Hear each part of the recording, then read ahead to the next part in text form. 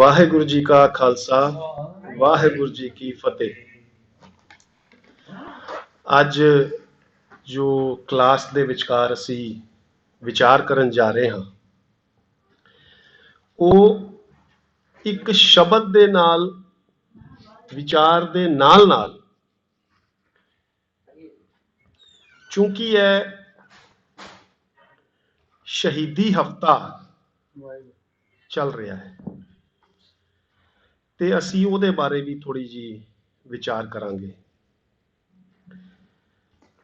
ਜੋ ਅੱਜ ਦਾ ਸ਼ਬਦ ਅਸੀਂ ਡਿਸਕਸ ਕਰਨਾ ਹੈ, ਜਿਸ ਤੇ ਵਿਚਾਰ ਕਰਨੀ ਹੈ, ਉਹ ਰਾਗ ਭੈਰੋ ਦੇ ਅੰਦਰ ਪੰਨਾ ਨੰਬਰ 1141 ਗੁਰੂ ਗ੍ਰੰਥ ਸਾਹਿਬ ਦੇ ਅੰਦਰ ਅੰਕਿਤ ਹੈ।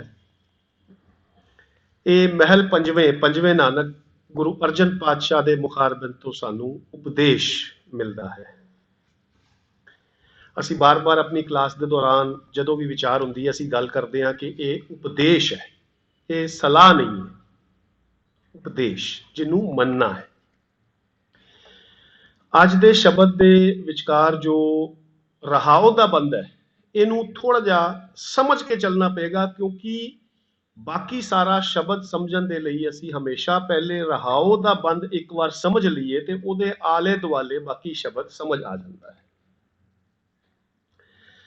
ਰਹਾਉ ਦੇ ਬੰਦ ਵਿਚਕਾਰ ਗੁਰੂ ਸਾਹਿਬ ਸਾਨੂੰ ਸਮਝਾਣਾ ਕਰਦੇ ਨੇ, ਹਮ ਸੁਖ ਪਾਇਆ ਤਾਂ ਸਭੈ ਸੁਹੇਲੇ।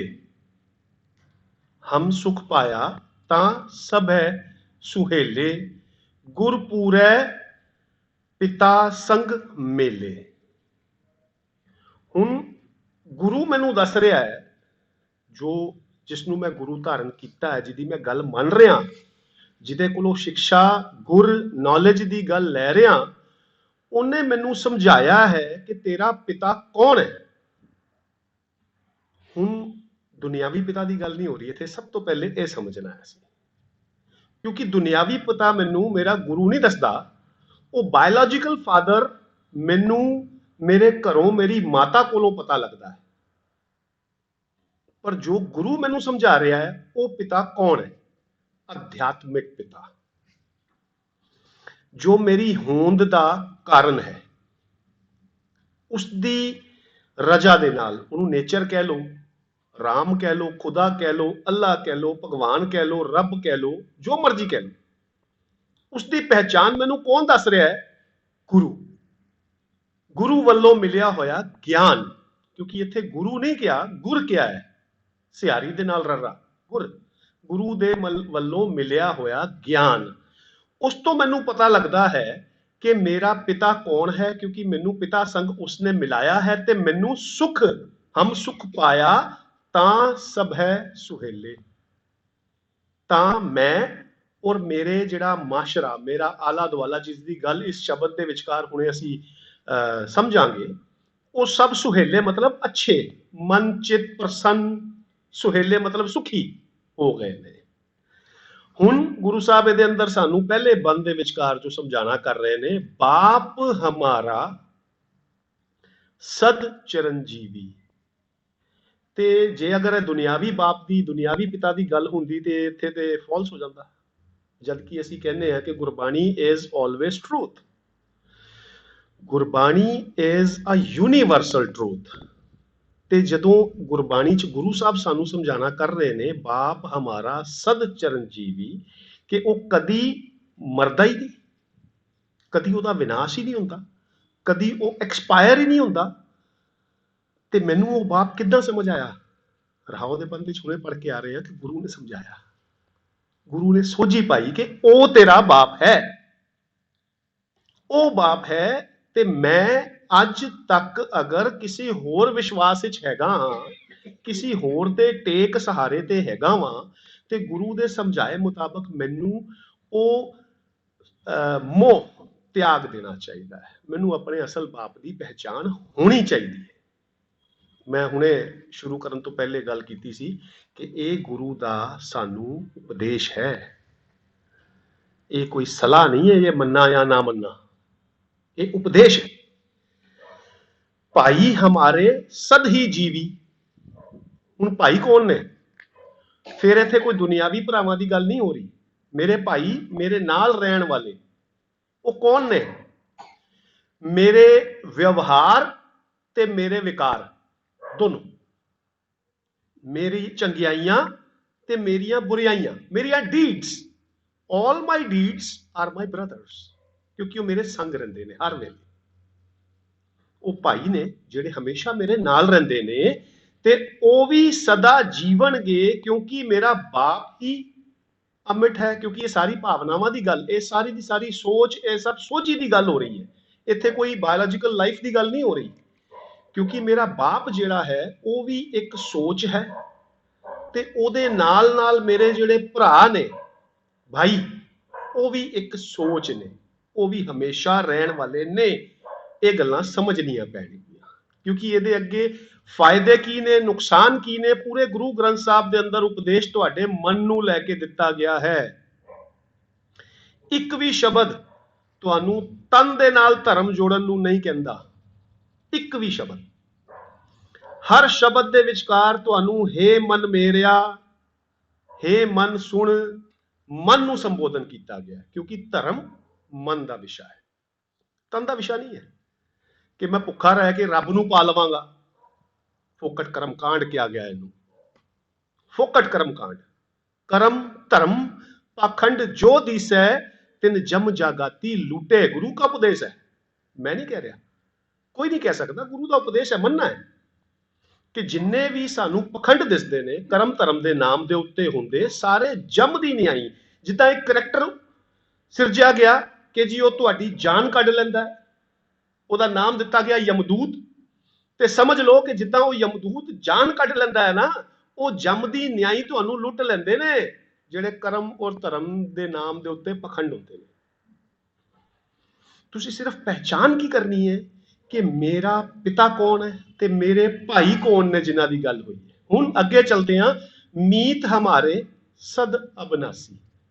ਹੁਣ ਇਹ ਮੀਤ ਕੌਣ ਨੇ? ਇਹ ਮਿੱਤਰ ਕੌਣ ਨੇ ਮੇਰੇ, ਜਿਹੜੇ ਮੇਰੇ ਨਾਲ ਰਹਿ ਕੇ ਇੱਕੋ ਮਾਸ਼ਰੇ 'ਚ ਅਸੀਂ ਇੱਕੋ ਜਿਹੀਆਂ ਗੱਲਾਂ ਕਰਦੇ ਹਾਂ। ਉਸ ਪ੍ਰਭੂ ਦਾ ਨਾਮ, ਉਸ ਦੀ ਪਹਿਚਾਨ। ਨਾਮ ਦਾ ਮਤਲਬ ਵੀ ਇੱਥੇ ਕਿਤੇ ਹੋਰ ਨਾ ਲੈ ਲੈਣਾ ਕਿ ਕੋਈ ਤੁਹਾਡੇ ਕੰਨ 'ਚ ਫੂਕੇਗਾ ਜਾਂ ਪਰਚੀ ਤੇ ਲਿਖ ਕੇ ਤਵੀਤ 'ਚ ਪਾ ਕੇ ਦੇ ਦੇਗਾ, ਉਹ ਨਾਮ ਨਹੀਂ ਹੈ। ਪਹਿਚਾਨ। ਅਸੀਂ ਅਕਸਰ ਕਿਸੇ ਨੂੰ ਵੀ ਪੁੱਛਣਾ ਹੋਵੇ ਤੇ ਉਹਨੂੰ ਕਹਿੰਦੇ ਤੇਰੀ ਪਹਿਚਾਨ ਕੀ ਹੈ।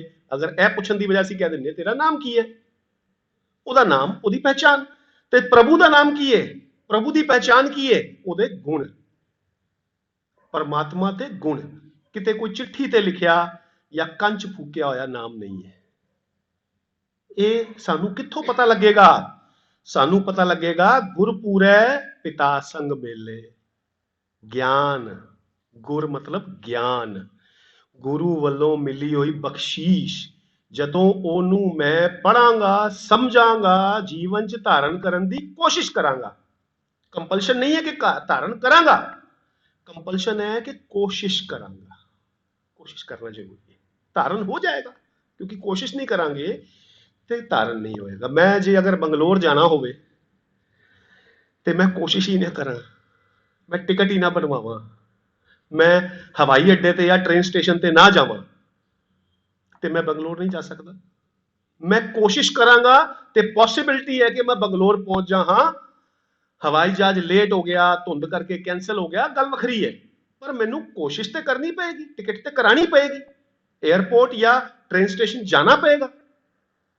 ਉਹ ਕੋਸ਼ਿਸ਼ ਕਰਨ ਦੇ ਨਾਮ ਨੂੰ ਅਸੀਂ ਕਹਿੰਦੇ ਆ ਕਿ ਮੈਂ ਜਦੋਂ ਗੁਰੂ ਦੀ ਗੱਲ ਮੰਨ ਕੇ ਪਿਤਾ ਦੀ ਪਹਿਚਾਨ ਹੋ ਗਈ ਤੇ ਉਹਦੇ ਗੁਣਾਂ ਨੂੰ ਧਾਰਨ ਕਰਨ ਦੀ ਕੋਸ਼ਿਸ਼ ਕਰਾਂਗਾ।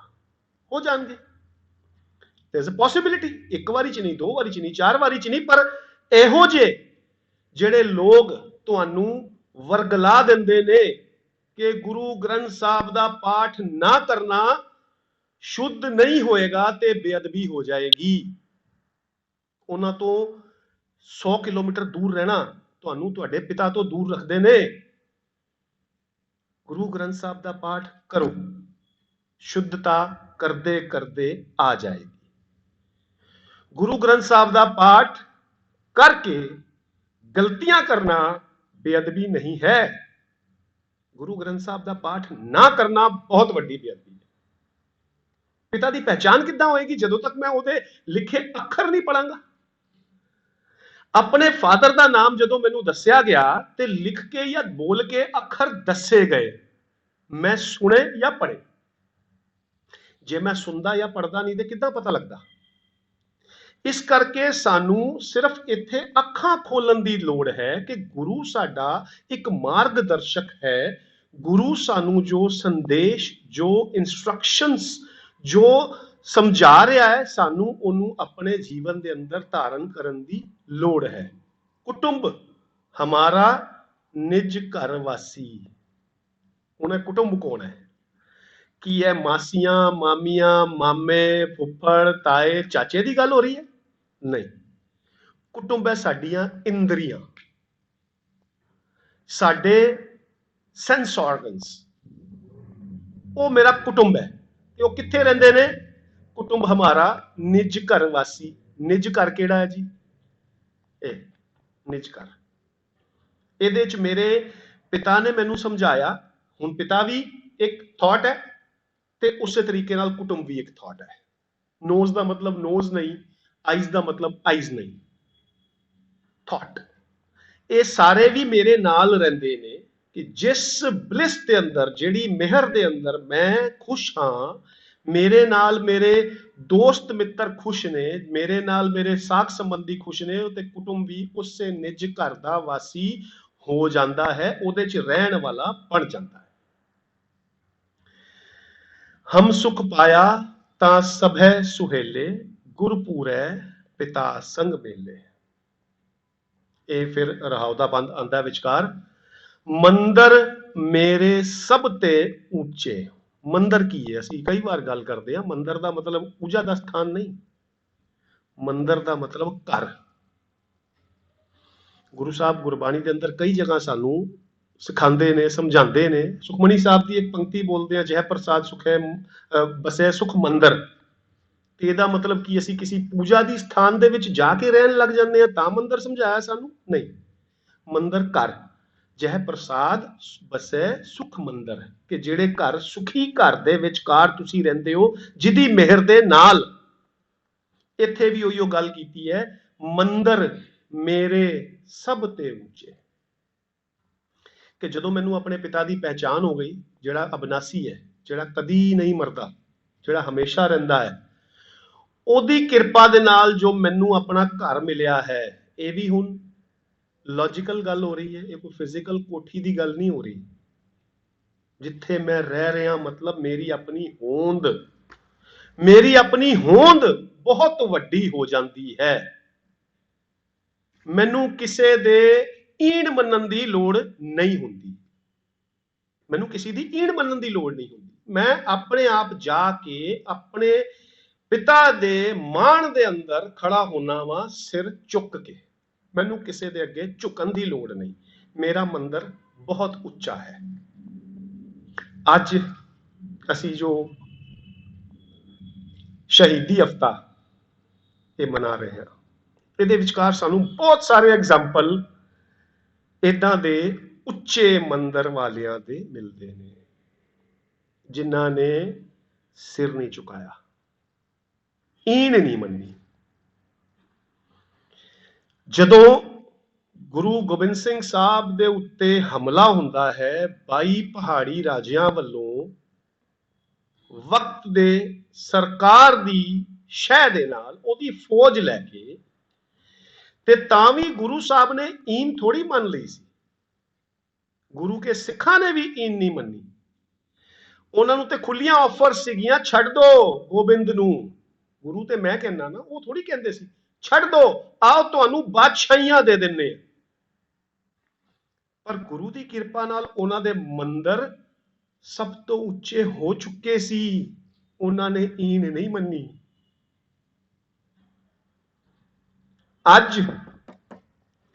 अज दी तरीक दे विचकार जेड़े लीडर बने फिरदे ने, जेड़े गुरु के वजीर बने फिरदे ने, वो छोटियां छोटियां लालचां दे करके विक जांदे। वो गुरु नूं ही वेच छड्डदे ने।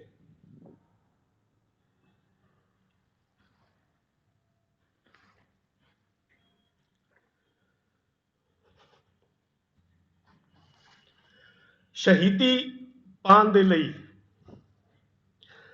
ਆਪਣਾ ਮਿਆਰ ਉੱਚਾ ਹੋਣਾ ਚਾਹੀਦਾ ਹੈ। ਵਿਕਾਊ ਬੰਦੇ ਸ਼ਹੀਦੀ ਨਹੀਂ ਪਾ ਸਕਦੇ। ਵਿਕਾਊ ਗੁਰੂ ਨੂੰ ਵੇਚ ਦਿੰਦੇ ਨੇ। ਹੈਗੇ ਨੇ ਇਹੋ ਜਿਹੇ ਵੀ ਐਗਜ਼ਾਮਪਲ ਹੈਗੇ ਨੇ। ਕਿਉਂਕਿ ਸ਼ਹੀਦੀ ਹਫਤਾ ਚੱਲ ਰਿਹਾ ਤੇ ਇਸ ਵਿਚਕਾਰ ਨਾ ਸੋਸ਼ਲ ਮੀਡੀਆ ਤੇ ਬੜੀਆਂ ਸਾਰੀਆਂ ਪੋਸਟ ਆਉਂਦੀਆਂ ਨੇ।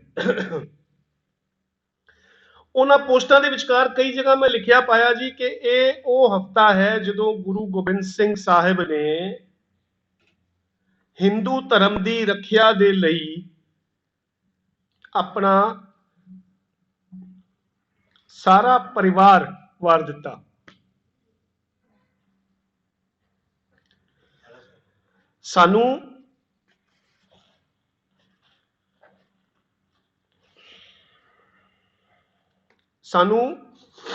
ਇਹ ਸਮਝਣਾ ਪਏਗਾ ਕਿ ਗੁਰੂ ਸਾਹਿਬ ਨੇ ਪਰਿਵਾਰ ਕਿਸੇ ਇੱਕ ਖਾਸ ਤਬਕੇ ਦੀ ਰੱਖਿਆ ਲਈ ਨਹੀਂ ਵਾਰਿਆ, ਉਹਨਾਂ ਨੇ ਧਰਮ ਦੀ ਰੱਖਿਆ ਲਈ ਵਾਰਿਆ। ਧਰਮ ਦੀ ਰੱਖਿਆ ਜਿਹੜਾ ਰਾਹ ਧਾਰਨ ਕਰ ਲਿਆ ਤੇ ਉਹਦੀ ਰੱਖਿਆ ਕਰਨ ਦੇ ਲਈ ਆਪਾ ਵਾਰ ਦੇਣ ਦੀ ਜਿਹੜੀ ਤਾਕਤ ਹੈ ਉਹ ਗੁਰੂ ਤੋਂ ਗੁਰਬਾਣੀ ਦੀ ਸੇਧ ਲੈ ਕੇ ਮਿਲਦੀ ਹੈ। ਮੰਦਰ ਸਭ ਤੋਂ ਉੱਚੇ ਹੋਣ ਤਾਂ। ਅਸਲੀਅਤ ਕੀ ਹੈ? ਅਸਲੀਅਤ ਇਹ ਹੈ ਕਿ ਜਿਹੜੇ 22 ਪਹਾੜੀ ਰਾਜੇ ਜਿਨ੍ਹਾਂ ਨੇ ਵਕਤ ਦੀ ਸਰਕਾਰ ਦੀ ਫੌਜ ਦੀ ਮਦਦ ਦੇ ਨਾਲ ਹਮਲਾ ਕੀਤਾ, ਜਿਨ੍ਹਾਂ ਨੇ ਜਰਿਆ ਨਹੀਂ, ਉਹ ਸਾਰੇ 22 ਪਹਾੜੀ ਰਾਜੇ ਹਿੰਦੂ ਧਰਮ ਤੋਂ ਸਨ। ਵਕਤ ਦੀ ਸਰਕਾਰ, ਜ਼ਾਲਮ ਸਰਕਾਰ, ਉਹ ਵੀ ਧਰਮ ਨਾਲ ਨਹੀਂ, ਕਿਉਂਕਿ ਅੱਗੇ ਹੋਰ ਬਹੁਤ ਸਾਰੇ ਐਗਜ਼ਾਮਪਲਸ ਨੇ। ਉਹ ਮੁਸਲਿਮ ਇੱਕ ਸ਼ਾਸਕ ਸੀਗਾ, ਪਰ ਉਹਦੇ ਪੈਰੋਕਾਰ ਕੌਣ-ਕੌਣ ਨੇ ਸਾਨੂੰ ਸਟੈਪ ਬਾਈ ਸਟੈਪ ਪਤਾ ਲੱਗੇਗਾ। ਕਿਉਂਕਿ ਇਹ ਜਿਹੜੀ ਜੰਗ ਹੈ ਨਾ, ਇਹ ਧਰਮ ਦੀ ਜੰਗ ਹੈ। ਇਹ ਕਿਸੇ ਇੱਕ ਧਰਮ ਵੱਲੋਂ ਕਿਸੇ ਇੱਕ ਧਰਮ ਤੇ ਜੰਗ ਨਹੀਂ ਹੈ, ਇਹ ਟੋਟਲ ਓਵਰਆਲ ਧਰਮ ਦੀ ਜੰਗ ਹੈ। ਜਿਹੜੇ 22 ਪਹਾੜੀ ਰਾਜੇ ਨੇ ਉਹ ਹਿੰਦੂ ਧਰਮ ਤੋਂ ਨੇ, ਵਕਤ ਦਾ ਰਾਜਾ ਮੁਸਲਿਮ ਧਰਮ ਤੋਂ ਹੈ। ਦੋਨਾਂ ਨੇ ਮਿਲ ਕੇ ਵਿਉਂਤਬੰਦੀ ਬਣਾਈ ਤੇ ਗੁਰੂ ਘਰ ਦੇ ਵਿਚਕਾਰੋਂ ਵੀ ਕੁਝ ਦਲਾਲ ਜਿਹੜੇ ਅੱਜ ਵੀ ਬਹੁਤ ਮਿਲਦੇ ਨੇ, ਉਹਨਾਂ ਨੇ ਜਾ ਕੇ ਸੂਹਾਂ ਦਿੱਤੀਆਂ। ਕਈਆਂ ਦੇ ਨਾਮ ਦੇ ਅੱਗੇ ਤੇ ਸਿੰਘ ਵੀ ਲੱਗਾ ਹੁੰਦਾ ਸੀ। ਇਹ ਹਮੇਸ਼ਾ ਤੋਂ ਹੁੰਦਾ ਆਇਆ ਤੇ ਇੱਥੇ ਕੋਈ ਇੱਕ ਖਾਸ ਧਰਮ ਦੇ ਖਿਲਾਫ ਨਹੀਂ, ਕਿਸੇ ਇੱਕ ਖਾਸ ਧਰਮ ਦੇ ਨਾਲ ਨਹੀਂ। ਕਿਉਂਕਿ ਅੱਗੇ ਚੱਲ ਕੇ ਜਿਸ ਵੇਲੇ ਗੁਰੂ ਸਾਹਿਬ ਕੱਚੀ ਗੜੀ ਦੇ ਵਿੱਚੋਂ ਨਿਕਲਦੇ ਨੇ ਉੱਚ ਦਾ ਪੀਰ ਬਣ ਕੇ, ਤੇ ਉੱਥੇ ਸਾਥ ਦੇਣ ਵਾਲੇ ਕੌਣ ਨੇ? ਗਨੀ ਖਾਨ ਤੇ ਨਬੀ ਖਾਨ। ਹੁਣ ਇਹ ਤੇ ਮੁਸਲਿਮ ਨੇ, ਇਹਨਾਂ ਨੇ ਤੇ ਗੁਰੂ ਦਾ ਸਾਥ ਦਿੱਤਾ। ਹੋਰ ਅੱਗੇ ਚੱਲਦੇ ਆ, ਵੱਡਿਆਂ ਸਾਹਿਬਜ਼ਾਦਿਆਂ ਦੀ ਸ਼ਹਾਦਤ ਹੋ ਜਾਂਦੀ ਹੈ। ਗੁਰੂ ਸਾਹਿਬ ਗੜੀ ਚੋਂ ਨਿਕਲ ਕੇ ਮਾਛੀਵਾੜੇ ਦੇ ਜੰਗਲ 'ਚ ਨੇ, ਉਹਨਾਂ ਨੂੰ ਕੁਝ ਨਹੀਂ ਪਤਾ। ਛੋਟੇ ਸਾਹਿਬਜ਼ਾਦੇ ਮਾਤਾ ਗੁਜਰੀ ਜੀ, ਇਹਨਾਂ ਨੂੰ ਉਹ ਵਕਤ ਦੇ ਜ਼ਾਲਿਮ, ਜਿਹੜਾ ਸਰਹੰਦ ਦਾ ਸੂਬਾ ਸਰਹੰਦ, ਉਹ ਧਰਮ ਮੁਸਲਿਮ, ਸੂ ਦੇ ਕੇ ਔਰ ਫੜਵਾਉਣ ਵਾਲਾ ਕੌਣ? ਗੰਗੂ, ਹਿੰਦੂ। ਤੇ ਮੈਂ ਕਿੱਦਾਂ ਕਹਿ ਦਵਾਂ ਕਿ ਇੱਕ ਧਰਮ ਦੇ ਖਿਲਾਫ ਤੇ ਇੱਕ ਧਰਮ ਦੇ ਨਾਲ ਮਿਲ ਕੇ ਇਹ ਜੰਗ ਸੀ? ਜਿੱਥੇ ਇੱਕ ਹਿੰਦੂ ਨੇ ਇਹ ਗੱਲ ਕੀਤੀ, ਜਿਹੜੀ ਗੰਗੂ ਬਾਮਣ ਨੇ ਸੂਹ ਦਿੱਤੀ, ਤੇ ਮੁਸਲਿਮ ਸ਼ਾਸਕ ਦੇ ਦਰਬਾਰ ਦੇ ਅੰਦਰ ਪੇਸ਼ ਹੁੰਦੇ ਨੇ, ਉੱਥੇ ਕਾਜ਼ੀ ਮੁਸਲਿਮ ਹੈ ਸਜ਼ਾ ਸੁਣਾਉਣ ਵਾਲਾ, ਪਰ ਉਸ ਸਜ਼ਾ ਦੀ ਤਜਵੀਜ਼ ਕਰਨ ਵਾਲਾ ਸੁੱਚਾਨੰਦ, ਇਹ ਤੇ ਹਿੰਦੂ ਹੈ। ਇਹ ਤੇ ਹਿੰਦੂ ਹੈ। ਉਸ ਤੋਂ ਬਾਅਦ ਅੱਗੇ ਚੱਲਦੇ ਆ ਤੇ ਜਦੋਂ ਉਹ ਸਜ਼ਾ ਸੁਣਾਈ ਜਾ ਰਹੀ ਹੈ ਤੇ ਮਲੇਰ ਕੋਟਲੇ ਦਾ ਨਵਾਬ ਖੜਾ ਹੋ ਕੇ ਕਹਿੰਦਾ ਹੈ, ਸਾਡੀ ਦੁਸ਼ਮਣੀ ਗੋਬਿੰਦ ਨਾਲ ਹੈ, ਇਹਦੇ ਬੱਚਿਆਂ ਨੂੰ ਸਜ਼ਾ ਨਹੀਂ ਮਿਲਣੀ ਚਾਹੀਦੀ। ਉਹ ਹਾ ਦਾ ਨਾਰਾ ਮਾਰਨ ਵਾਲਾ, ਉਹ ਤੇ ਮੁਸਲਿਮ ਹੈ। ਕਿਹਦੇ ਖਿਲਾਫ ਲੜੀਏ, ਕਿਹਦਾ ਸਾਥ ਦਈਏ? ਧਰਮ ਦਾ ਸਾਥ। ਜਦੋਂ ਸਾਰੇ ਅਸੀਂ ਬੈਠ ਕੇ ਗੱਲ ਕਰਦੇ ਆ ਤੇ ਅਸੀਂ ਕਈ ਵਾਰ ਇਹ ਕਹਿ ਦਿੰਨੇ ਆ, ਅਸੀਂ ਕਈ ਵਾਰ ਨਹੀਂ ਅਕਸਰ ਕਹਿ ਦਿੰਨੇ ਆ, ਹਿੰਦ ਦੀ ਚਾਦਰ ਗੁਰੂ ਤੇਗ ਬਹਾਦਰ। ਗਲਤ ਕਹਿ ਦਿੰਨੇ ਆ, ਧਰਮ ਦੀ ਚਾਦਰ ਗੁਰੂ ਤੇਗ ਬਹਾਦਰ। ਕਿਉਂਕਿ ਉਸ ਵੇਲੇ ਜੋ ਮਜ਼ਲੂਮ ਸੀ, ਜਿਹਦੇ ਉੱਤੇ ਜ਼ੁਲਮ ਹੋ ਰਿਹਾ ਹੈ, ਉਹ ਅਗਰ ਹਿੰਦੂ ਧਰਮ ਦਾ ਸੀ ਔਰ ਜਿਹੜਾ ਜ਼ੁਲਮ ਕਰ ਰਿਹਾ ਹੈ ਉਹ ਬਾਦਸ਼ਾਹ ਮੁਸਲਿਮ ਧਰਮ ਤੋਂ ਸੀ, ਤੇ ਇਹਦਾ ਮਤਲਬ ਇਹ ਨਹੀਂ ਹੈ ਕਿ ਜੇ ਅਗਰ ਜ਼ੁਲਮ ਮੁਸਲਿਮ ਤੇ ਹੋ ਰਿਹਾ ਹੁੰਦਾ ਤੇ ਗੁਰੂ ਤੇਗ ਬਹਾਦਰ ਸਾਹਿਬ ਉਹਦਾ ਸਾਥ ਨਾ ਦਿੰਦੇ। ਇਹ ਕੋਈ ਅਸਲੀਅਤ ਨਹੀਂ ਹੈ। ਕਿਉਂਕਿ ਜਦੋਂ ਗੁਰੂ ਘਰ ਦੇ ਨਾਲ ਜੁੜੇ ਹੋਏ ਬਹੁਤ ਸਾਰੇ ਪਰਿਵਾਰ ਜਿਹੜੇ ਹਿੰਦੂ ਫੈਮਿਲੀਜ਼ ਨੂੰ ਬਿਲੋਂਗ ਕਰਦੇ ਸੀ, ਜੇ ਉਹਨਾਂ ਨੇ ਸ਼ਹਾਦਤਾਂ ਦਿੱਤੀਆਂ ਨੇ ਤੇ ਗੁਰੂ ਗੋਬਿੰਦ ਸਿੰਘ ਸਾਹਿਬ ਦੀ ਭੰਗਾਣੀ ਦੀ ਜੰਗ ਦੇ ਅੰਦਰ ਪੀਰ ਬੁੱਧੂ ਸ਼ਾਹ ਮੁਸਲਿਮ ਪੀਰ ਨੇ ਆਪਣਾ ਪੂਰਾ ਪਰਿਵਾਰ ਵਾਰਤਾ ਸੀ। ਇਸ ਕਰਕੇ ਸ਼ਹਾਦਤਾਂ ਨੂੰ ਰੋਲਣਾ ਨਹੀਂ ਹੈ, ਸ਼ਹਾਦਤਾਂ ਨੂੰ ਸਜਾ ਕੇ ਰੱਖਣਾ ਹੈ, ਰੋਲਣਾ ਨਹੀਂ ਹੈ। ਕਿਸੇ ਧਰਮ ਵਾਸਤੇ ਨਹੀਂ ਸੀ ਇਹ, ਇੱਕ ਮਤਲਬ ਕਿਸੇ ਸਪੈਸੀਫਿਕ ਧਰਮ ਵਾਸਤੇ ਨਹੀਂ ਸੀ, ਇੱਕ ਧਰਮ ਦੀ ਜੰਗ ਸੀ। ਕੋਈ ਜ਼ਮੀਨ ਜਿੱਤਣ ਵਾਸਤੇ ਜੰਗ ਨਹੀਂ ਸੀ, ਕੋਈ ਬਾਦਸ਼ਾਹੀਆਂ ਲੁੱਟਣ ਵਾਸਤੇ ਜੰਗ ਨਹੀਂ ਸੀ। ਇਹ ਧਰਮ ਦੀ ਜੰਗ ਸੀ, ਹੱਕ ਔਰ ਸੱਚ ਦੀ। ਮਾਤਾ ਗੁਜਰੀ ਜੀ, ਮਾਤਾ ਗੁਜਰ ਕੌਰ ਜੀ, ਜੇ ਕਿਤੇ ਇਤਿਹਾਸ ਲਿਖਣ ਦਾ ਮੈਨੂੰ ਮੌਕਾ ਮਿਲੇ, ਜੇ ਕਿਤੇ ਮੌਕਾ ਮਿਲੇ ਤੇ ਮੈਂ ਉਹਨਾਂ ਦੇ ਨਾਮ ਦੇ ਨਾਲ ਗੁਰੂ ਲਫ਼ਜ਼ ਲਾਣਾ ਚਾਹਾਂਗਾ।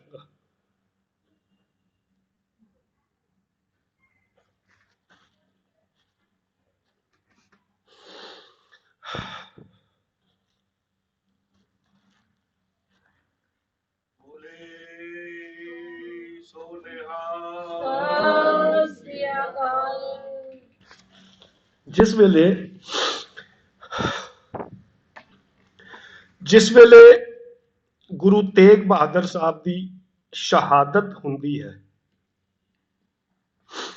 ਉਸ ਵੇਲੇ ਗੁਰੂ ਗੋਬਿੰਦ ਸਿੰਘ ਸਾਹਿਬ ਦੀ ਉਮਰ, ਦੁਨਿਆਵੀ ਉਮਰ ਕੀ ਸੀ? ਸਿਰਫ 9 ਸਾਲ।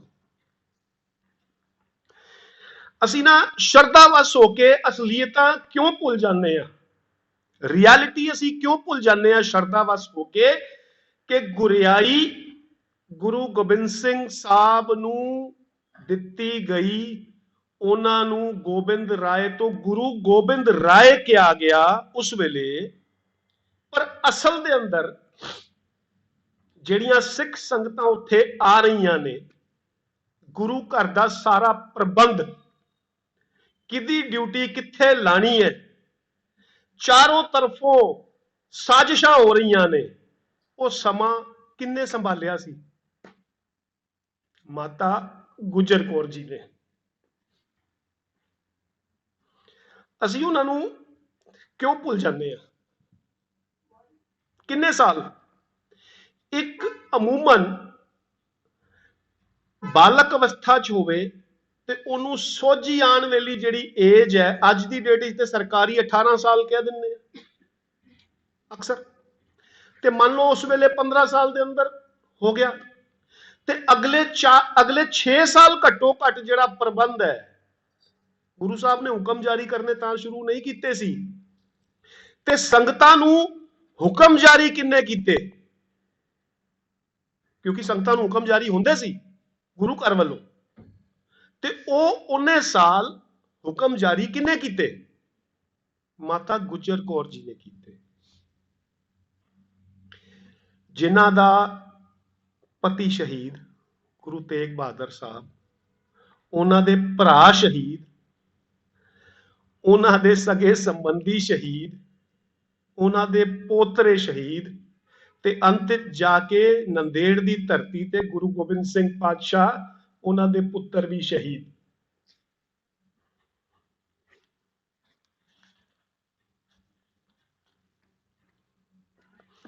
ਐਡੀ ਵੱਡੀ ਸ਼ਖਸੀਅਤ ਅਸੀਂ ਉਹਨਾਂ ਨੂੰ ਕਿਉਂ ਭੁੱਲ ਜਾਂਦੇ? ਅੱਜ ਅਸੀਂ ਜੋ ਸ਼ਹਾਦਤਾਂ ਮਨਾ ਰਹੇ ਹਾਂ, ਇਹਨਾਂ ਸ਼ਹਾਦਤਾਂ ਵਾਸਤੇ ਉਹ ਤਾਕਤ ਕਿੱਥੋਂ ਆਈ? ਉਹ ਤਾਕਤ ਕਿੱਥੋਂ ਆਈ? ਉਹ ਸ਼ਹੀਦੀ ਵਾਸਤੇ ਤਿਆਰ ਕਿੱਦਾਂ? ਸੈਂਕੜੇ ਹਜ਼ਾਰੋਂ ਸਿੰਘ ਸਿੰਘਣੀਆਂ ਸ਼ਹੀਦ ਹੋ ਗਏ। ਉਹਨਾਂ 'ਚ ਉਹ ਤਾਕਤ, ਉਹਨਾਂ ਦੇ ਉਹ ਮੰਦਰ ਜਿਹੜੇ ਸਭ ਤੋਂ ਉੱਚੇ ਕਿਵੇਂ ਹੋ ਗਏ? ਕਿਉਂਕਿ ਉਹਨਾਂ ਦੇ ਮਨ 'ਚ ਇੱਕ ਗੱਲ ਸੀ, ਜੋ ਗੁਰ ਕਹੇ ਸੋਹੀ ਭਲ ਮਾਨੋ। ਮੰਨਣਾ ਹੈ, ਸੁਣ ਕੇ ਸਿਰਫ ਸਲਾਹ ਹੈ, ਕਰੋ ਤੇ ਕਰੋ, ਨਹੀਂ ਕਰੋ ਤੇ ਨਹੀਂ ਕਰੋ, ਏਦਾਂ ਨਹੀਂ। ਜਾਂ ਤੇ ਆਪਣੇ ਆਪ ਨੂੰ ਸਿੱਖ ਅਖਵਾਣਾ ਛੱਡ ਦਿਓ। ਦੁਨੀਆ 'ਚ ਕਿੰਨੇ ਹੀ ਹੋਰ ਧਰਮ ਨੇ, ਖੈਰ ਸਿੱਖੀ ਇੱਕ ਧਰਮ ਨਹੀਂ ਹੈ, ਇਹ ਤੇ ਵੇ ਆਫ ਲਾਈਫ ਹੈ। ਹੋਰ ਕੋਈ ਰਾਹ ਬਥੇਰੇ ਨੇ, ਕੋਈ ਵੀ ਫੜ ਲਓ, ਕੋਈ ਕੰਪਲਸ਼ਨ ਥੋੜੀ ਹੈ, ਕੋਈ ਜ਼ਬਰਦਸਤੀ ਥੋੜੀ ਤੁਹਾਨੂੰ ਕੋਈ ਡੰਡਾ ਮਾਰ ਕੇ ਕਹਿ ਰਿਹਾ ਕਿ ਆਪਣੇ ਆਪ ਨੂੰ ਸਿੱਖ ਕਹਾਓ। ਕੋਈ ਨਹੀਂ ਕਹਿ ਰਿਹਾ, ਕੋਈ ਤੁਹਾਡੇ ਪਿੱਛੇ ਪਿਸਤੌਲ ਲੈ ਕੇ ਨਹੀਂ ਖੜਾ ਕਿ ਤੂੰ ਆਪਣੇ ਆਪ ਨੂੰ ਸਿੱਖ ਅਖਵਾ। ਜੋ ਮਰਜ਼ੀ ਅਖਵਾਓ, ਪਰ ਜੇ ਸਿੱਖ ਅਖਵਾਣਾ ਹੈ ਤੇ ਗੁਰੂ ਦੀ ਗੱਲ ਸੁਣਨੀ, ਸਮਝਣੀ ਤੇ ਜੀਵਨ ਵਿੱਚ ਧਾਰਨ ਕਰਨ ਦੀ ਕੋਸ਼ਿਸ਼ ਕਰਨੀ ਪਏਗੀ।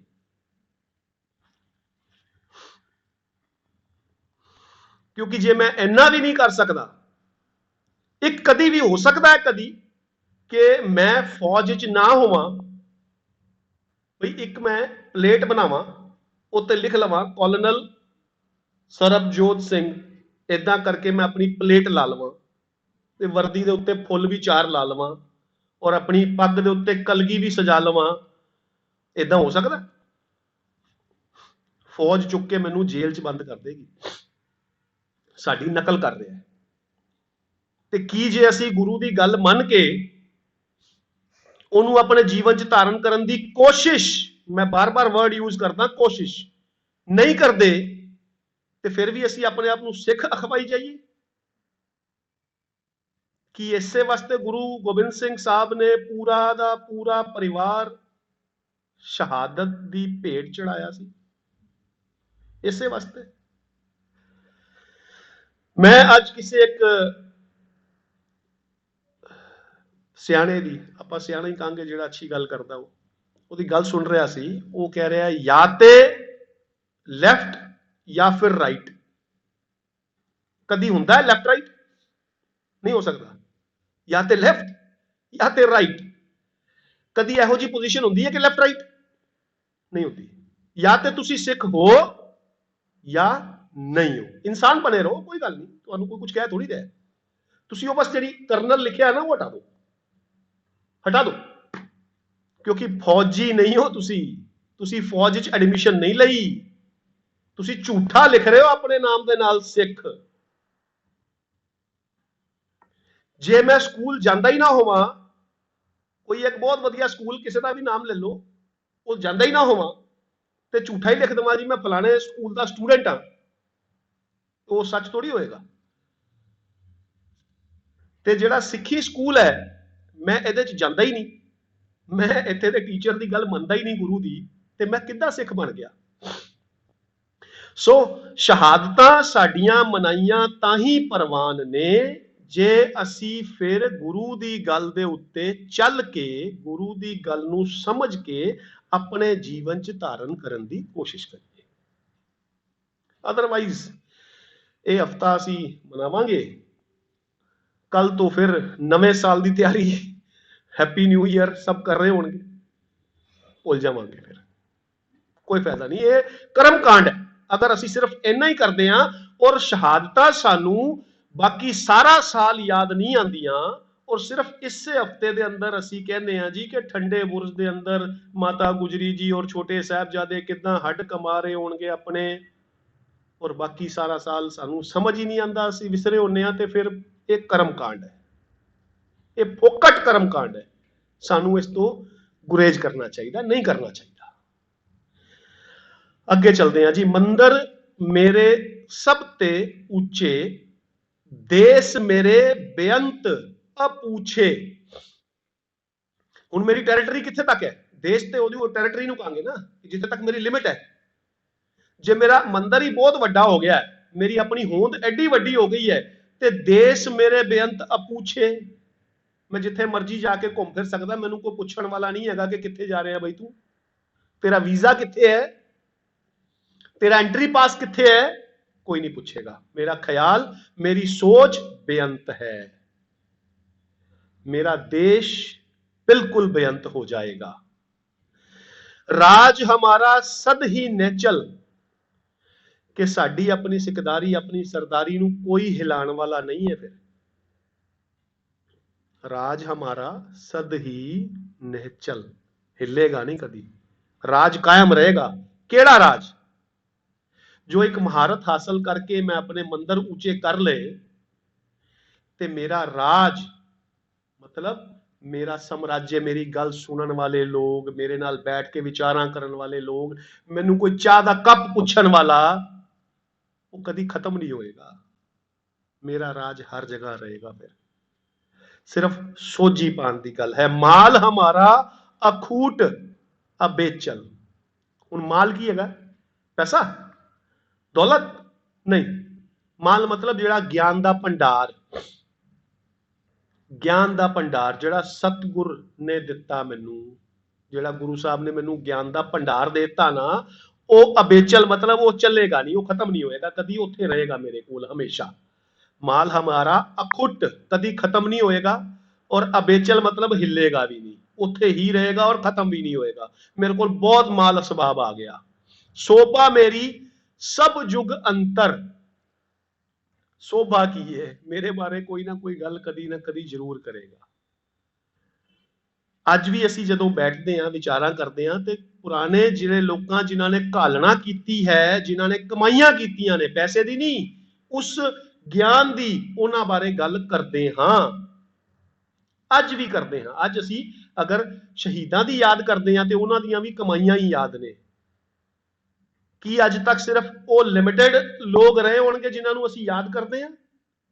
ਸਿੱਖੀ ਦਾ ਮੈਡਲ ਲਗਾਉਣ ਵਾਲੇ ਤੇ ਅਰਬਾਂ ਆਏ ਚਲੇ ਗਏ ਹੋਣਗੇ ਇਹਨਾਂ 500 ਸਾਲਾਂ 'ਚ। अरबां आए और चले गए। ਅਸੀਂ ਸਾਰਿਆਂ ਬਾਰੇ ਗੱਲ ਨਹੀਂ ਕਰਦੇ। ਜਿਹਨੇ ਕਮਾਈ ਕੀਤੀ, ਜਿਹਨੇ ਕੁਝ ਖੱਟ ਲਿਆ, ਉਹਦੀ ਸ਼ੋਭਾ। ਸ਼ੋਭਾ ਮੇਰੀ ਸਭ ਯੁਗ ਅੰਤਰ। ਯੁਗ ਮਤਲਬ 5000 ਸਾਲ ਦਾ ਇੱਕ ਯੁਗ ਕਿਹਾ ਜਾਂਦਾ ਵੈਸੇ ਅਪਰੋਕਸੀਮੇਟਲੀ, ਤੇ ਯੁਗਾ ਯੁਗਾ ਤੱਕ ਗੱਲਾਂ ਹੋਣਗੀਆਂ। ਬਾਜ ਹਮਾਰੀ ਥਾਨ ਥਨੰਤਰ। ਹੁਣ ਬਾਜ ਕੀ ਹੈ? बाज की है? मेरी प्रॉपर्टी, मेरा इकट्ठा किया समान, मेरी शोभा जिहड़ी हर युग के अंदर हो रही है। बाज मतलब मेरी प्रॉपर्टी है अप्रोक्सीमेटली। प्रॉपर्टी भी वो पैसे नहीं, पैसे नहीं, धन दौलत जमीन नहीं। प्रॉपर्टी मतलब मेरिया यादां, किते ना किते मैं किते वस गया जाके, ओ मेरी प्रॉपर्टी मतलब जिथे मैं जाके वस गया, जिहदी याद च रह गया, ਉਹਦੇ ਬਾਰੇ ਗੱਲ ਹੋ ਰਹੀ ਹੈ। ਉਹ ਪ੍ਰੋਪਰਟੀ। ਕੀਮਤ ਹਮਰੀ ਘਰ ਘਰ ਹੋਈ। ਮੁੱਲ ਪੈਂਦਾ ਹੈ ਨਾ। ਮੈਂ ਹੁਣੇ ਗੱਲ ਕੀਤੀ ਸੀ, ਕਿਤੇ ਚਲੇ ਜਾਓ ਤੇ ਕੋਈ ਚਾਹ ਪੁੱਛ ਲੈਂਦਾ, ਕੋਈ ਕਹਿੰਦਾ ਜੀ ਪ੍ਰਸ਼ਾਦਾ ਛਕ ਕੇ ਜਾਇਓ ਘਰ। ਤੇ ਇਹੋ ਜਿਹਾ ਕਿਸੇ ਅਣਜਾਣ ਜਾਂ ਜਿਹਦੇ ਵਾਸਤੇ ਸਾਡੇ ਮਨ 'ਚ ਸਤਿਕਾਰ ਨਾ ਹੋਵੇ, ਉਹਦੇ ਲਈ ਨਹੀਂ ਹੁੰਦਾ। ਉਹਦੇ ਲਈ ਤੇ ਬੰਦਾ ਸੋਚਦਾ ਕਿੱਥੇ ਮੱਥੇ ਲੱਗ ਗਿਆ। ਜਿਹਦੀ ਕੋਈ ਕਮਾਈ ਹੁੰਦੀ ਹੈ, ਉਸੇ ਬਾਰੇ ਬੰਦਾ ਸੋਚਦਾ, ਉਸੇ ਨੂੰ ਕਹਿੰਦਾ ਆਓ ਜੀ, ਆਇਓ ਚਾਹ ਪੀ ਕੇ ਜਾਣਾ ਪਲੀਜ਼। ਚਲੋ ਚਾਹ ਪੀ ਲਈ, ਚਲੋ ਹੁਣ ਪ੍ਰਸ਼ਾਦਾ ਵੀ ਛਕ ਲਓ, ਮੈਂ ਫਰੂਟ ਕੱਟ ਲਿਆਣਾ ਵਾ, ਫਰੂਟ ਕੱਟ ਲਿਆਨੀ ਏਦਾਂ ਕਰਕੇ। ਉਹਦੀ ਕਿਉਂ ਕੀਮਤ ਪੈ ਰਹੀ ਹੈ? ਕੀਮਤ ਹਮਰੀ ਘਰ ਘਰ ਹੋਈ ਕਿਉਂ? ਕਿਉਂਕਿ ਜੋ ਰਹਾਓ ਦੇ ਬੰਦ ਵਿੱਚ ਗੱਲ ਕੀਤੀ ਸੀ ਕਿ ਗੁਰੂ ਨੇ ਮੈਨੂੰ ਸਮਝਾਤਾ ਹੈ ਮੇਰਾ ਬਾਪ ਕੌਣ ਹੈ, ਮੇਰਾ ਪਿਤਾ ਕੌਣ ਹੈ। ਤੇ ਮੇਰਾ ਪਿਤਾ ਐਡਾ ਵੱਡਾ ਹੈ, ਮੈਂ ਆਪਣੇ ਪਿਤਾ ਦੀ ਪਹਿਚਾਨ ਕਰਕੇ ਇਹ ਸਭ ਆ ਰਿਹਾ ਮੇਰੇ ਕੋਲ। ਮੇਰੀ ਪਹਿਚਾਨ ਆਪਣੇ ਆਪ ਨਹੀਂ ਹੋ ਰਹੀ। ਮੇਰਾ ਪਿਤਾ ਕਿਉਂਕਿ ਸਦ ਚਰਨਜੀਵੀ ਹੈ, ਉਹਦੇ ਕਰਕੇ ਮੈਨੂੰ ਇਹ ਸਾਰੀਆਂ ਚੀਜ਼ਾਂ ਮਿਲ ਰਹੀਆਂ ਨੇ। ਉਹਦੇ ਕਰਕੇ ਮੇਰਾ ਸਤਿਕਾਰ ਹੋ ਰਿਹਾ ਹੈ, ਉਹਦੇ ਕਰਕੇ ਮੇਰੀ ਸ਼ੋਭਾ ਹੋ ਰਹੀ ਹੈ, ਉਹਦੇ ਕਰਕੇ ਮੇਰੀ ਕਮਾਈ ਹੈ ਤੇ ਮੇਰੀ ਕੀਮਤ ਪੈ ਰਹੀ ਹੈ ਮੈਂ ਜਿੱਥੇ ਵੀ ਜਾਂਦਾ ਵਾਂ, ਕਿਉਂਕਿ ਮੈਨੂੰ ਮੇਰੇ ਗੁਰੂ ਦੀ ਬਖਸ਼ੀਸ਼ ਦੇ ਸਦਕੇ ਮੇਰੇ ਪਿਤਾ ਦੀ ਪਹਿਚਾਨ ਹੋ ਗਈ। ਭਗਤ ਹਮਾਰੀ ਸਭਨੀ ਲੋਈ। ਹੁਣ ਭਗਤ ਅਸੀਂ ਫਿਰ ਆ ਜੰਨੇ ਆ ਕੀ ਗ੍ਰਹਿਣ ਕਰਨਾ। ਜੇ ਮੈਂ ਕੋਈ ਜਾ ਕੇ ਗੱਲ ਕਰਨੀ ਹੈ ਤੇ ਮੇਰੀ ਗੱਲ ਸੁਣਨ ਵਾਸਤੇ ਲੋਕੀ ਤਿਆਰ ਬੈਠੇ ਨੇ, ਉਹ ਹੈ ਭਗਤ। ਮੈਂ ਕੋਈ ਰੱਬ ਨਹੀਂ ਹੋ ਗਿਆ ਕਿ ਮੇਰੀ ਕੋਈ ਭਗਤੀ ਜਿੱਦਾਂ ਕਹਿੰਦੇ ਕਾਮਨ ਲੈਂਗੁਏਜ ਚ। ਭਗਤ ਹਮਾਰੀ ਸਭਨੀ ਲੋਈ ਦਾ ਮਤਲਬ ਮੇਰੀ ਭਗਤ ਲੋਚਦੇ ਨੇ, ਮੈਂ ਕੋਈ ਗੱਲ ਕਵਾਂ ਉਹਨੂੰ ਗ੍ਰਹਿਣ ਕਰਨ ਨੂੰ ਤਿਆਰ ਰਹਿੰਦੇ ਨੇ। ਗ੍ਰਹਿਣ ਕਰਨਾ ਹੁੰਦਾ ਭਗਤੀ। ਭੋਜਨ, ਭਜਨ, ਭਗਤੀ। ਭਗਤੀ is a process of ਭਜਨ of ਭੋਜਨ। ਅਗੇਨ ਭੋਜਨ, ਭਜਨ ਮਤਲਬ ਖਾਣਾ ਤੇ ਭਗਤੀ ਉਹ क्रिया। ਤੇ ਮੇਰੀ ਕਈ ਹੋਈ ਗੱਲ ਨੂੰ ਗ੍ਰਹਿਣ ਕਰਨ ਨੂੰ ਤਿਆਰ ਰਹਿੰਦੇ ਨੇ। ਭਗਤ ਹਮਾਰੀ ਸਭਨੀ ਲੋਈ। ਲੋਈ ਮਤਲਬ ਲੋਚਦੇ ਨੇ, ਉਹ ਮੰਗਦੇ ਨੇ ਕਿ ਇਹ ਆਵੇ ਤੇ ਅਸੀਂ ਇਹਦੀ ਗੱਲ ਸੁਣੀਏ। ਫਿਰ ਅਗੇਨ ਉੱਥੇ ਹੀ ਕਿ ਇਹ ਸਭ ਕਿਉਂ ਹੋ ਰਿਹਾ ਹੈ? ਕਿਉਂਕਿ ਪਿਤਾ ਦੀ ਪਹਿਚਾਨ ਹੋ ਗਈ ਹੈ, ਉਹਦੀ ਮਿਹਰ ਸਦਕਾ। पिता हमारे प्रगटे मांझ। पिता हमारे प्रगटे मांझ। हुण मांझ की है? मांझ कहते ने विचकार, माझा कहते ने विचकारला, ते मांझ मतलब अंदर विचकार। पिता हमारे प्रगटे मांझ के मेरा पिता मेरे अंदर ही प्रगट होया है। मैं किते बाहर ਲੱਭਣ ਨਹੀਂ ਗਿਆ ਸੀ। ਗੁਰੂ ਨੇ ਕੀ ਸਮਝਾਇਆ ਸੀ ਕਿ ਪਿਤਾ ਨੂੰ ਪਹਿਚਾਨ। ਤੇ ਹੁਣ ਮੈਨੂੰ ਕਿੱਥੋਂ ਪਤਾ ਲੱਗ ਗਿਆ ਪਿਤਾ ਕਿੱਥੇ ਹੈ? ਮੇਰੇ ਅੰਦਰ ਹੀ ਹੈ। ਕਾਹੇ ਰੇ ਬਨ ਖੋਜਨ ਜਾਏ। ਬਾਹਰ ਨਹੀਂ ਹੈ। ਸਭ ਕੁਝ ਘਰ ਮੈਂ ਬਾਹਰ ਨਹੀਂ। पिता हमारे प्रगटे मांझ। ये पहला एग्जाम्पल है पूरी दुनिया च, पूरी सृष्टि च। ਅੱਗੇ ਐਗਜ਼ਾਮਪਲ ਹੈ ਤੇ ਮਿਲਦੇ ਨੇ ਕਿ ਪੁੱਤਰ ਨੂੰ ਪਿਤਾ ਨੇ ਪੈਦਾ ਕੀਤਾ ਹੈ। ਐਗਜ਼ਾਮਪਲ ਮਿਲਦੇ ਨੇ, ਪਰ ਇੱਥੇ ਤੇ ਐਗਜ਼ਾਮਪਲ ਗੁਰੂ ਸਾਹਿਬ ਕੀ ਦੱਸ ਰਹੇ ਨੇ ਕਿ ਪਿਤਾ ਹਮਾਰੇ ਪ੍ਰਗਟੇ ਮਾਂਝ। ਇੱਥੇ ਪੁੱਤਰ ਪਿਤਾ ਨੂੰ ਪੈਦਾ ਕਰ ਰਿਹਾ ਹੈ। ਮਿਹਰ ਕਿਹਦੀ ਹੈ? ਗੁਰੂ ਦੀ, ਪਰਮਾਤਮਾ ਦੀ, ਜਿਨਨੇ ਉਸ ਪਿਤਾ ਦੀ ਪਹਿਚਾਨ ਦਿੱਤੀ ਕਿ ਉਹ ਬਾਹਰ ਕਿਤੇ ਨਹੀਂ ਹੈ, ਅੰਦਰ ਹੀ ਹੈ, ਲੱਭਣਾ ਹੈ। ਔਰ ਮਜ਼ੇ ਦੀ ਗੱਲ ਹੈਗੀ ਜੇ कि वो अखां बंद करके नहीं मिलेगा, अखां खोल के मिलेगा। कितनी अच्छी गल है ना कि अंदर है पर मिलेगा अखां खोल के। कोई तुहाडे सामने आके बह जावे और कहे वाहेगुरु वाहेगुरु वाहेगुरु, तुसी अखां बंद करके बह जाओ, पिता नहीं मिलेगा। कोई तुहानू ज्ञान दी गल दसे अखां खोल के, मतलब ध्यान ला के उसकी गल दे उत्ते गौर करोगे, पिता मिल जाएगा। पिता पूत रल कीनी सांझ। हुण पिता जे प्रगट हो गया है तो वह चुप करके नहीं बैठा, वो गल करेगा। और पुत्र और पिता दोनों गल करनगे, मतलब मेरे मन दे अंदर मेरा जो पिता प्रगट होया है, मैं और मेरा पिता मिलके असी आपस च गल करते हैं, विचारां दी सांझ करते हैं। पिता पूत रल कीनी सांझ, कहो नानक जो पिता पति ने। पिता पूत एक रंग लीने। कहो नानक जो पिता पति ने। पतीज जाता है मेरे उत्ते, ओदा विश्वास गूढ़ा हो गया ते उन्हें मेरे ते खुश हो गया कि हाँ हुण कुछ संभालन जोगा हो गया है ते मैं इहदे ते विश्वास कर सकदा हां, मैं इहनू गड्डी दे सकदा वां, ये चलाएगा ते एक्सीडेंट नहीं मारेगा। विश्वास हो गया ते मैं उहदे ते ब्लेस्ड, मैं उत्ते खुश हो गया। पति ने मतलब भतीज गया उत्ते, ओहदे उत्ते मैनू विश्वास आके मैं उत्ते खुश होया वां ते ओहनू गड्डी दी चाबी फड़ाती, लै काका चला। ओहनू तिजोरी दी चाबी देती कि अज तो बाद इहदा ध्यान तू रख। ਉਹਨੂੰ ਆਪਣੇ ਬਿਜ਼ਨਸ ਵਿੱਚ ਬੁਲਾ ਕੇ ਨਾਲ ਬਿਠਾ ਲਿਆ ਕਿ ਅੱਜ ਤੋਂ ਬਾਅਦ ਸਾਰੀ ਬਿਜ਼ਨਸ ਡੀਲਸ ਤੂੰ ਕਰ। कहो नानक जो पिता पति ने ओदे उत्ते ओदा विश्वास होके उत्ते खुश हो गया है। पिता पूत एक रंग लीने। हुण एक रंग केड़ा वाला है? मैं कई बार जे दुनियावी एग्जाम्पल की गल करा तो अज बैठ के गल करदा कि साडे संस्कारां दे विच साडियां रोज दी कार विहारियां दे विच असीं देखदे हां कि पिता अपने तरीके दे नाल पुत्तर नूं सिख बनाना चाहता है, अपने तरीके दे नाल। पुत्तर सिख नहीं बनता क्योंकि वो तरीका पिता दा सी ना। मैं दुनियावी गल कर रहा। अगर ये पिता है, ये पुत्र है, तो पिता चाहे कि पुत्र मेरे वाल मुंह करके, मतलब मेरी इंस्ट्रक्शंस दे उत्ते जिद्दां मैं समझावां उदां करके सिख बन जाए, नहीं बन पाएगा। पिता और पुत्र दोनों एक रंग लीने का मतलब गुरु वाल मुंह करके, दोनों जिद्दां गुरु समझाए उदा पिता करे ते उदा पुत्र नूं कहे भाई मेरी ना मन, गुरु दी मन ले, गुरु वाल मुंह करके।